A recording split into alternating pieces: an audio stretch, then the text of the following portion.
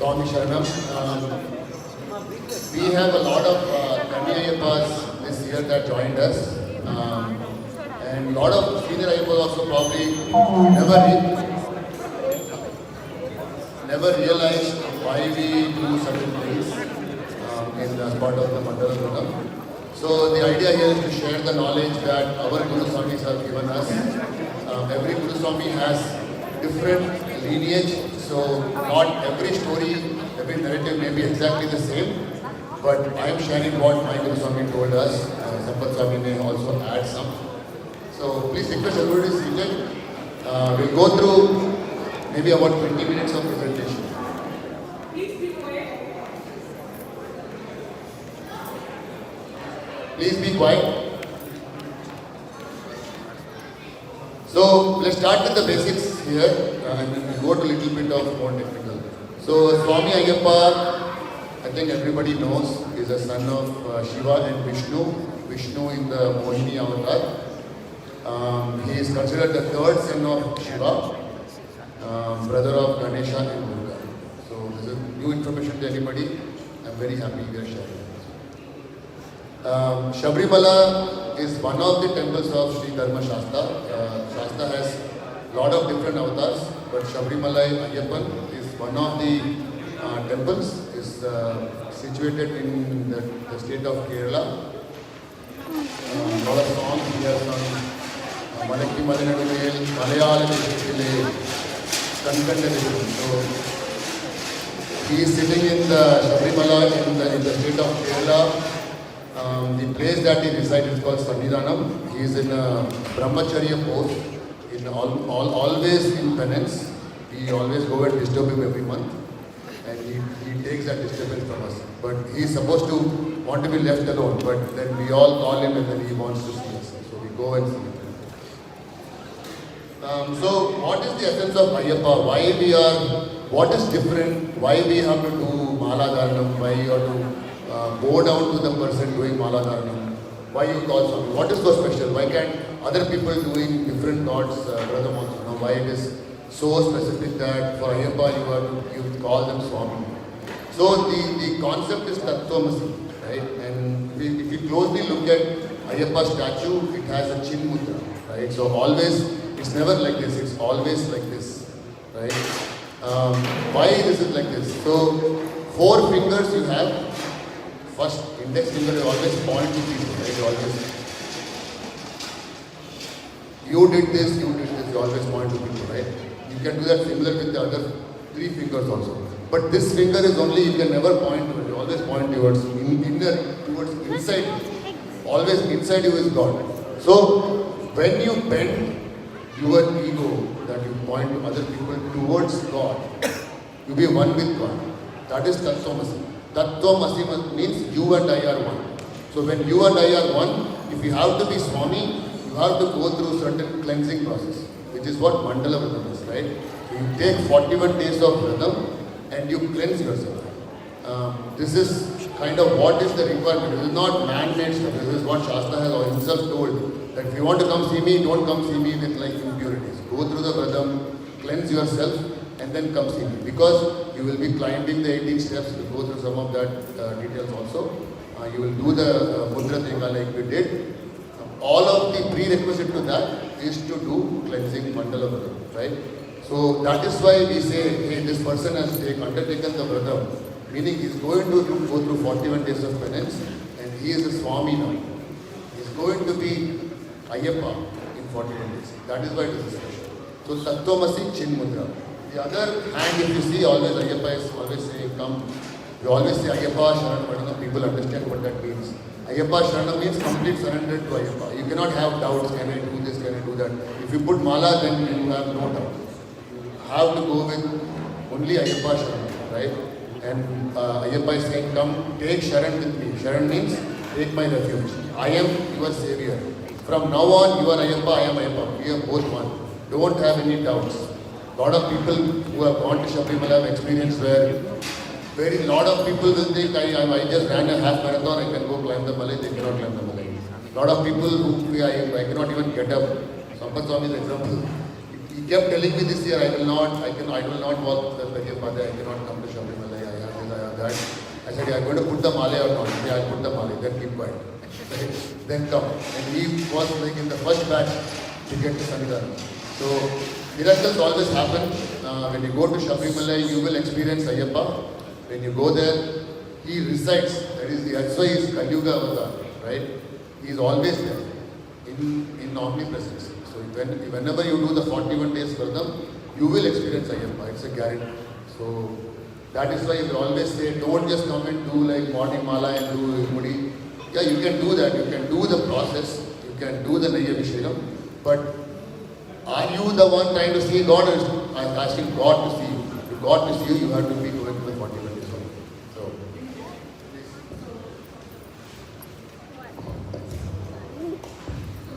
when we go to the first time, or this was in 2023, when we went to Periyapalai, it was 2 days of full walking and sleeping on the floor and eating whatever you can. And then when you go to Sabarimalai, all you see is a big light, a big force of light coming. So after going back to the room, after presenting Irumudi, after seeing Ayyappa, all you see is a big light coming at you. So after going to the room, I kept asking Guruswami, I could not see Ayyappa fully, and I could only see a big force of light coming. Maybe it was because I was tired, it was 2 days of walking, whatever it is, but I could only see light. And then Guruswami said, it's not about you seeing Ayyappa, it's Ayyappa seeing you. Ayyappa called you to come. Not everybody can walk, not everybody can go to Sabarimalai. Ayyappa decides who comes to Sabarimalai and how he comes. And it's him seeing you, not you trying to see him. So I think it's important to know that he is making the decisions, not us. So why mental Vradam? I think I covered brief about this, right? The cleansing process. This is going through the process of, you are living like Ayyappa, meaning what is Ayyappa is in a brahmacharya pose, right? So if you want to be Ayyappa, you have to be in a brahmacharya, 41 days of Vradam, right? Practice celibacy, that's the main important thing. Do Mala Dharanam. Why do you do Mala Dharanam? Why can you not do Mala Dharanam? Mala Dharanam is the pledge, you think. You say that, today I am taking the pledge, I will be in Vradam for 41 days. It's again a physical reminder, right? All human beings like us, it's very easy for us to forget. Why you grow beard? Because when I look at myself clean shaven in the mirror, I forget I am doing Vradam. Then I'm suddenly, doing something else. I'm going and eating outside. But as soon as I see myself in the mirror with the beard, I'm reminded. So I need to, it takes a few days, right, to get into the groove of being in the Vradam. That is why Mala Dharanam is also a physical aspect of it. You're just taking a pledge that from today I'm going to be doing the Vradam for 41 days to cleanse myself. You all have been part of, a lot of people have been this year 37. Mala Dharis did Irumudi Kattu today, which is a big number. And a lot of you were really living the whole Mandala Vradam principles. You are coming, you are doing seva, you are coming to the bhajan, you are doing prayers. So that is what the whole experience, the 41 days experience is the main thing about the Sabarimalai Yatra. Seeing Ayyappan is the bonus, but getting there, him seeing you is the bonus. So we'll talk about Irumudi. I think this is one of the main concepts. So we did Irumudi today. A lot of people think why we are doing this. What is uniqueness about this, right? So the Irumudi essentially is the final culmination of your Vradam. So you go through the Vradam, you cleanse your soul, right? And then now you want to give that soul to Ayyappa because he only wants you to give the pure soul to him in form of the ghee, right? So the Yatra, once you start from home, once you do Irumudi, it is like the actual, you're living a full life in that Yatra when you leave home to go to shopping. Why is that? Because the Irumudi represents the body. The Naiteka represents the body. So you take the coconut, you empty the coconut completely. All the stuff inside you empty it. Now it's a very clean, hollow skeleton almost, right? Just a body, hard body outside, like our body, right? When we were born. Then you add a very, very pure, transparent ghee, which is the soul. Like how God added soul into us when we were born, right? It was very pure.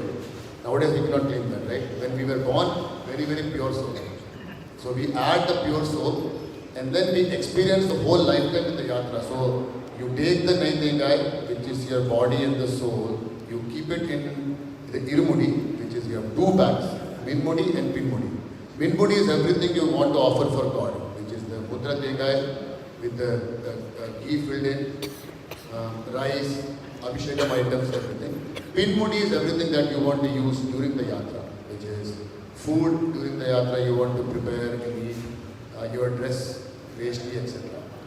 So when you do the yatra, when you go through starting from your home after Irumudi, you go to Sabarimalai, the Pinmudi will keep getting used up.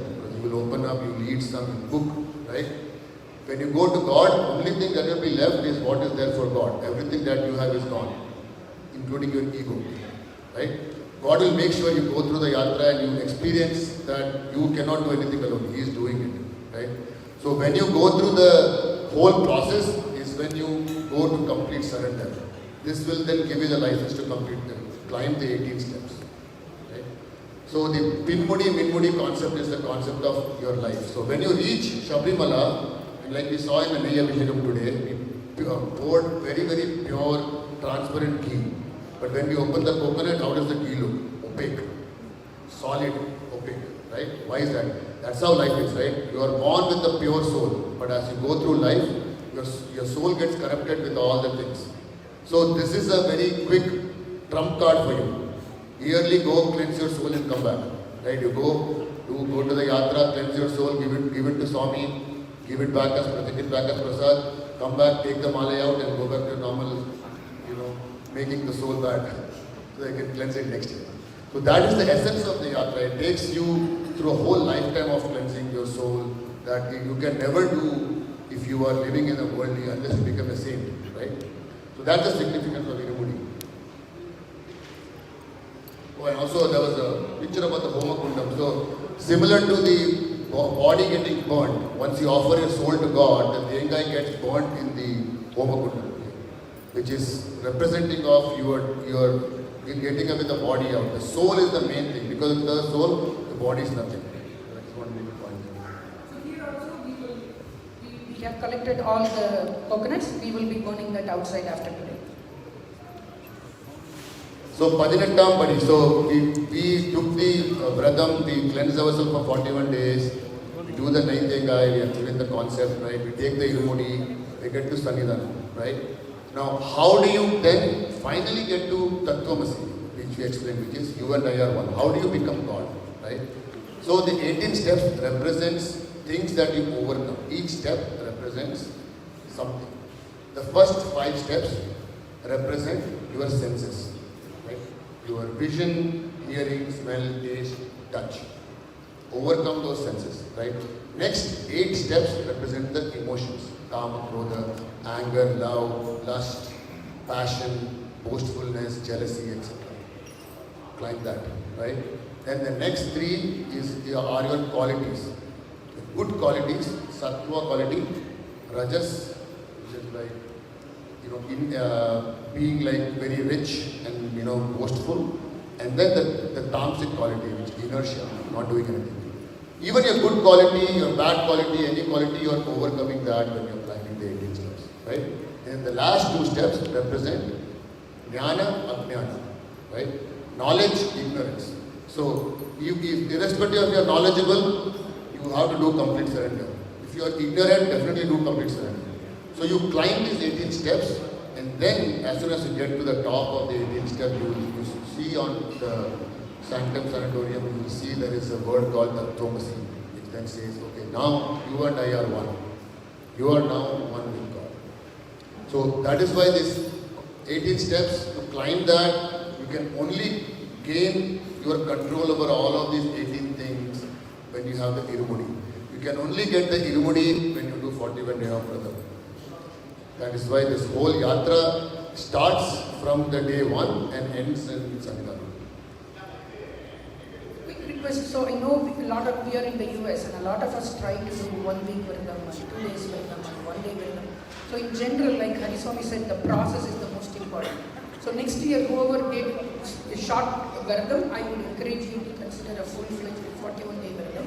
That actually changes you as an individual. It really makes you a better person as you do year over year over year. So even though we are in US, I would say that we consider a full mandalam, which is 41 days. There is a reason why it is 41 days. If you practice something for 41 days, it becomes a habit. That's why they call it mandalam. So I would strongly urge everybody to consider a full 41 days of. Yeah, additionally, the calendar days, 41 days also, the Kartik month starts on around November 16, November 17, and the month of Mandalam ends December 26th. So if you count from like November 16 to December 26th, that's 41 days, right? That's why this 41 days is important also. So we will quickly talk about Periyapadai. There's a lot of, some people know, some people don't know. There are different ways to get to Sannidhanam. Most commonly used nowadays is what they call as the short route, which is to go to Pamba, and it's about 6 to 8 kilometers of trek. The traditional path that Swami himself walked, Ayyappan walked through this path when he was trying to kill Mahishi, is the traditional path called Periyapadai. So about 50 kilometers. So this is the trek. As you can see, there is a lot of ups and downs. I'll go through some of these and then we can go into details if needed more. Irumudi is where you start the trek. Irrespective if you're going to Chinnapadai or Periyapadai or another route which is called Pulmede, you have to go to Irumudi and gain the permission from the Kirala Shastra there. Irumudi Kirala Shastra, right? You go and we did the Petatullal this morning. You go to Peta Shastra, you do the Petatullal, let go of all your ego, don't care what people are saying. You are now in a bliss. Go through the Petatullal, go to Kirala Shastra, take his permission to walk either the Periyapadai or Chinnapadai or whatever route you want to take to Sabarimalai. Right? In this traditional route, one of the main places is called Kalagatti. Kalagatti is where Lord Shiva actually tied a bull and he sat on the bull and watched Manikandan kill Mahishi. So we sing in the Shabari Ashtakam, right? Adiya Tandavam, Adigiro. So he's looking at the Tandavam that Manikandan was doing. Then we go to the Ayudha river. Ayudha we go to, we pick up the stone that we are going to make sure go and put it in Kalidal Kundu where Mahishi's body is buried, so you keep putting it there every year, right? The Ayudha to Kalidal Kundu, Injipara Kota is a big, very steep climb, right? Injipara Kota, you have, there is a Sannidhi of Manikandan there, and then you go down to Karivalan Todi. Most people usually when they start the trek, they start from Irumudi and maybe take a stopover at Karivalan Todi on day 1. And then from there the Karimalai starts. Karimalai has 8 Katte means 8 very, very steep climbs. These were the, in Manikandan's time was the fortest that Udayavanan there was a dacoit. So he went and killed him and he went through each of those, conquering each of those forts. Those 8 Katte. Then you reach Karimalai top, there is Karuppan Swami there, Karimalai Bhagavati. You take their permission, and then from there, very, very long and steep descent to Pamba starts. So as soon as you start climbing down, you will see Pamba. And it will be like you're almost there, you're almost there, you're almost there. Keep walking, walking, walking, walking. Never. So we say no in the song, Karimalai Erakam, Vandavudane, Tirunadi Pambai Kanduduva.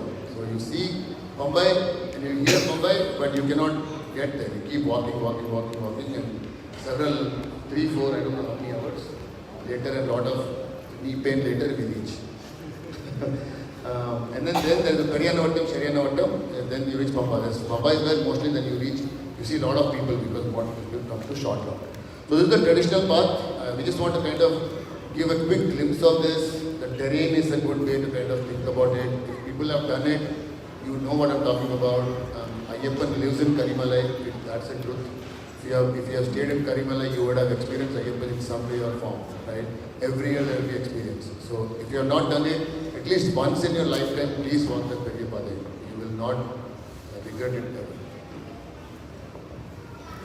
From Pampa, there is Neelimalai. There is another mountain. It's not in this picture. That's the last mountain we climb, and after the Neelimalai, we reach Sabarimalai. Do you think you can organize a trip next year to go to the... I don't do anything. I'm asking you. So these are just some pictures from different years of Periyapada that we have done. The first picture in the center is our Guruswami, Mahesh Jayaraman Guruswami. He always leads the way. He's probably gone to Malai now about 115 times, I think. So very important thing about Sabarimalai Yatra is you have to go to Malai with the Guruswami, because otherwise you will not know the aspects of what you are doing, right? You can go and come, but you will not understand the Yatra. So even now I go with the Guruswami every year. And you have to take the permission of your parents and your Guruswami, then you start your Mandala program, right? Some of the pictures, some history that you can learn. This picture on the bottom right, this is a place where actually Lord Manikandan stayed. This is Irvine. Actually Lord Manikandan stayed there. A lot of people don't know. You have to go and seek it. So he stayed there. Even today, the sword that Manikandan fought with is still there, and it's getting worshipped. So some of the things that you don't know, only Guruswamis can tell you. These are some pictures of Periyapada. As you can see, it's always very, very blissful. You should experience Ayyappa there. So we just want to kind of show some pictures. Not a lot of talk there. Yeah, like we talked about, it's a test of physical and mental focus. One of the other reasons why people do Mandala Pratham is to prepare yourself for this trek. Otherwise, it is not possible to be walking this. So, one of the pictures of our Swami is there. And this is the Ayudai. Okay, so this is kind of what we wanted to cover in the sense of Ayyappa. Hopefully, this was useful. We can always keep discussing. Every time I discuss, I learn something new.